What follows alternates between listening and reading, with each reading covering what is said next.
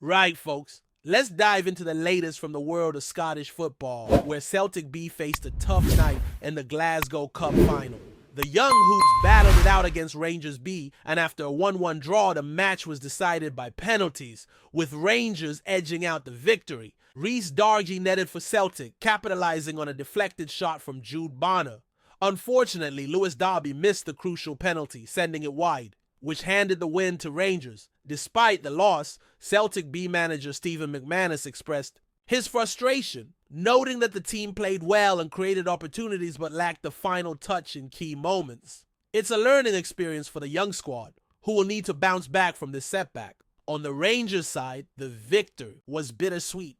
While they lifted the Glasgow Cup, the match saw several injuries. Finlay Curtis, a promising young winger, left the field with a thigh injury and was later seen on crutches, missing out on the celebrations. Additionally, Cameron Scott suffered a serious head injury requiring extensive on-pitch treatment before being stretchered off.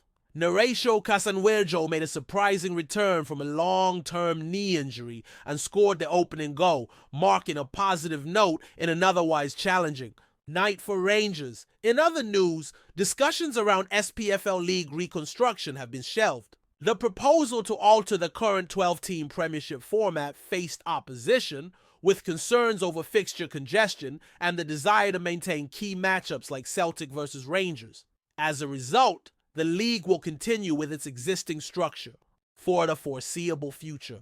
Meanwhile, Celtic's first team continues to dominate. They recently clinched their 55th Scottish Premiership title with a commanding 5-0 victory over Dundee United. This win not only secures their place at the top, but also keeps them on track for a domestic treble, with the Scottish Cup final against Aberdeen on the horizon. As the season progresses, all eyes will be on the upcoming fixtures and the potential for more silverware. The team's resilience and determination continue to shine through, promising exciting times ahead for Celtic supporters. Aye, and as we move further into this electric stretch of the season, the emotions around Celtic Park couldn't be riding any higher.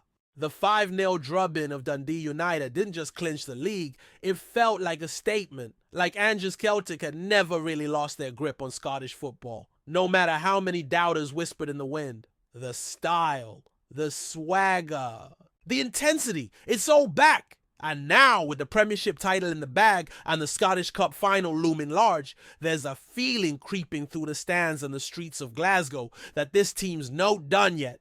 There's still work to do. Still a treble to fight for, and you can bet your boots the boys know it. The scenes at Tannadice were nothing short of euphoric. Flags waving, voices roaring, Brendan Rodgers on the touchline with a grin that told you everything. It's not just another title, it's redemption, a return to the summit, a silencing of critics who were all too eager to pen the eulogy for this squad after a shaky autumn. But the thing about this Celtic side is they've got backbone, they've got hunger, and they've got a core of players that simply don't wilt. Callum McGregor, the ever-present heartbeat, lifted the trophy with the calm assurance of a captain who's been here before, but behind those eyes was fire. Fire for what's next. And what's next, of course, is the Scottish Cup final. Aberdeen await, and while some will chalk it up as a foregone conclusion, you'd be daft to think that way.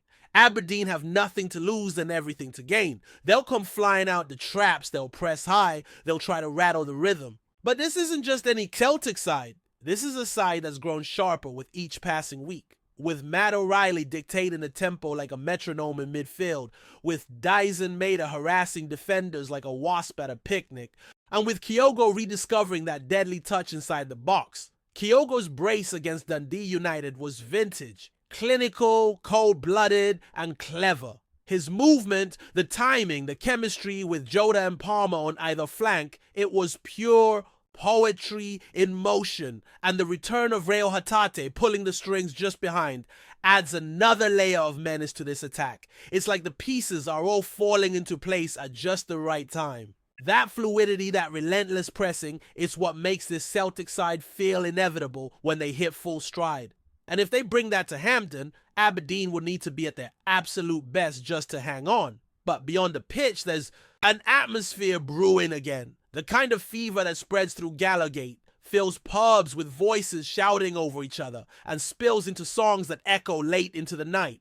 The Celtic faithful, they've seen this all before, aye, but that doesn't make it any less special. In fact, given the doubts that swirled earlier in the campaign, the dropped points, the injuries, the early exit from Europe, this run-in feels sweeter. Like a story that almost veered off course but found its way back just in time. And it's not just the senior team writing the script. The B team, despite their shootout heartbreak in the Glasgow Cup final, have shown there's talent bubbling under the surface. Rhys Dargie's goal was a reminder that the pipeline is healthy.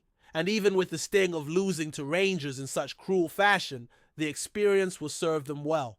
These are the kinds of nights that forge stronger footballers. Not the easy wins, but the heartbreakers. Stephen McManus will know that better than most.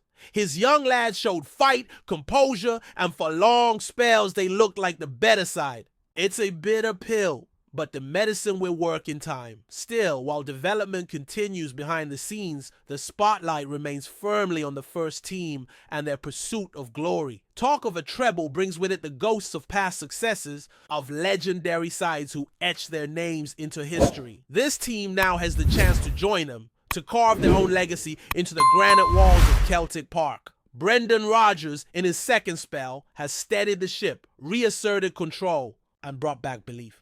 His presses are sharper, his decisions bolder, and his trust in youth and flair is starting to pay dividends.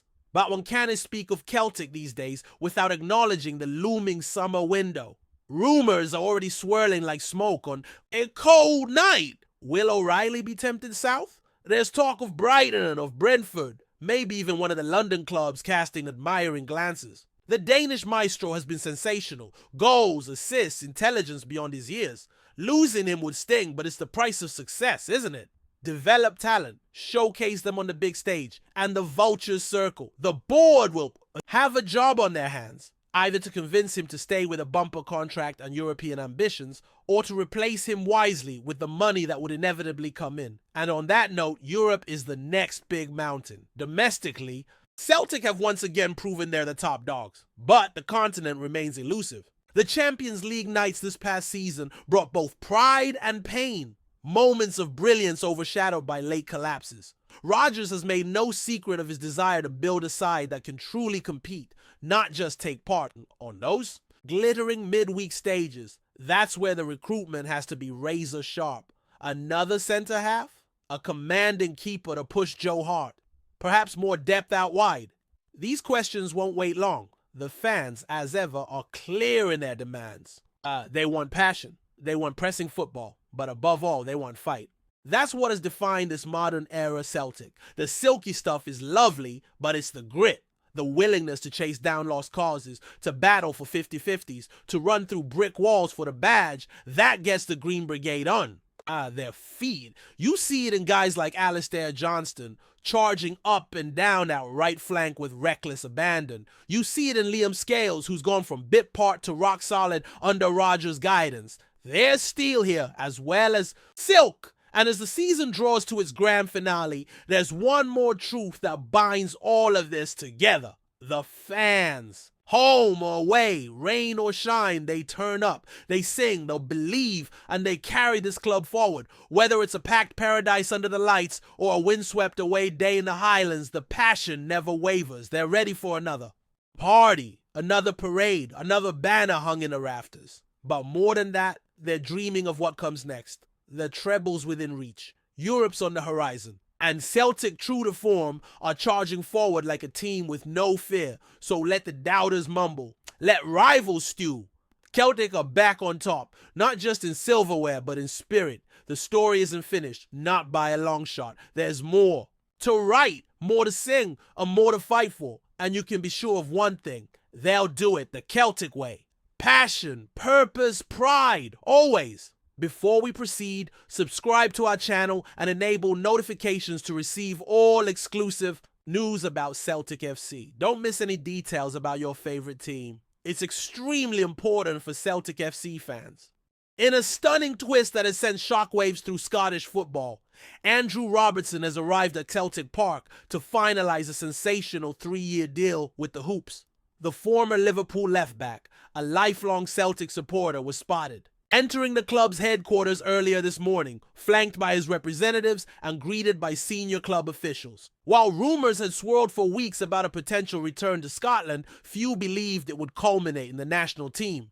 Captain swapping Anfield for paradise, Robertson, now 31, leaves behind a glittering legacy in Merseyside, having won the Premier League, Champions League, FA Cup and League Cup under Jurgen Klopp. His decision to move back home speaks volumes not only about his personal ties to Celtic, but also about the club's ambition to restore its dominance both domestically and in Europe. Sources close to the player have revealed that the 3-year contract was agreed in principle several days ago, but the final touches were only put in place following his arrival in Glasgow this morning. The move marks a significant coup for Celtic, who have faced increasing pressure from their rivals across the city. Bringing in a player of Robertson's pedigree is a clear signal of intent, and fans gathered outside the stadium could barely contain their excitement as news of the deal broke. Chants of "Andy's coming home" rang out in the streets, with supporters confident that his leadership, experience, and relentless energy down the flank will add a new dimension to Brendan Rodgers' side. For Robertson, this is more than a transfer. It's a homecoming. Born and raised in Glasgow, and having once been released by Celtic as a youth player, his return has the makings of a full-circle story that few footballers ever get to write. Speaking briefly to reporters outside the stadium, he said, "This is a special day for me and my family. I've dreamed of playing here since I was a boy. Now it's real. Formal unveiling is expected within the next 24 hours, with the club planning a press conference and photo session on the Celtic Park pitch." The green and white faithful are already counting the days until they see one of their own pull on the famous shirt. Not as a fan, but as a leader ready to write a new chapter in the club's storied history. Hello, fan. Don't forget to like and subscribe to the channel, as it means a lot to Celtic FC. Also, share your opinion about the news in the comments below. See you in the next video.